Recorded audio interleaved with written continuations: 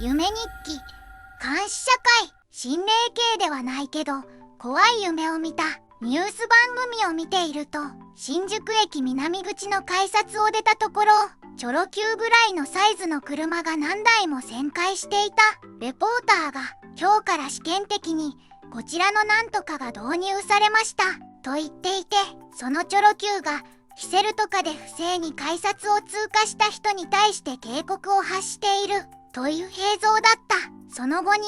レポーターが、実はこのなんとかは人の顔を覚えて追尾する機能もあるんです。では試しに空き缶をポイ捨てするので追いかけてもらいましょうと言うと、チョロ Q の目の前で空き缶をポイ捨てして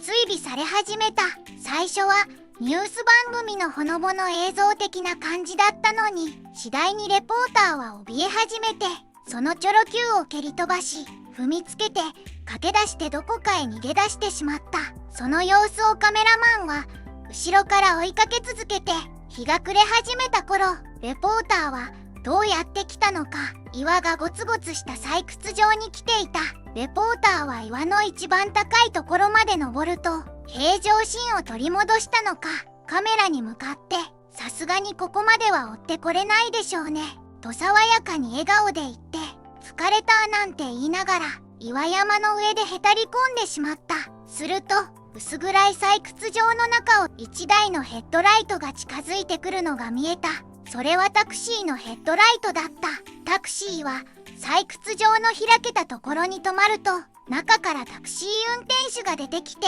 一直線にレポーターたちのところまで登ってきた。タクシー運転手はこちらのお客様の要望でお迎えに参りましたと言って、一台のチョロ Q が乗った手のひらを差し出した。レポーターが腰が抜けたようにふにゃふにゃになったところで中継は終わり、スタジオの中にいる司会者が、このなんとかは犯罪者の顔を覚えてデータベースと照合して監視カメラと連携しながらあなたを見つけ出します。たとえ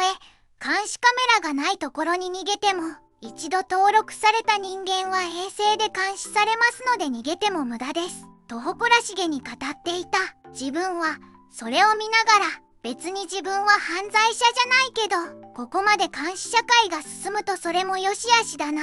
と思っていたら、いつの間にか九段の新宿駅南口の甲州街道沿いを歩いていた。でも自分が知っている南口とは違い、そこら中ゴミだらけで外国人だらけだし、ホームレスだらけで、歩くだけで不良外国人がギラギラした目つきで見てきて、雰囲気が完全にスラムのそれで、とてもかつての新宿駅南口の雰囲気はなくて、知らないうちにこんな風になってしまった日本に恐怖と悲しさを覚えて目が覚めました。最後まで見てくれてありがとう。また見てね。チャンネル登録お願いします。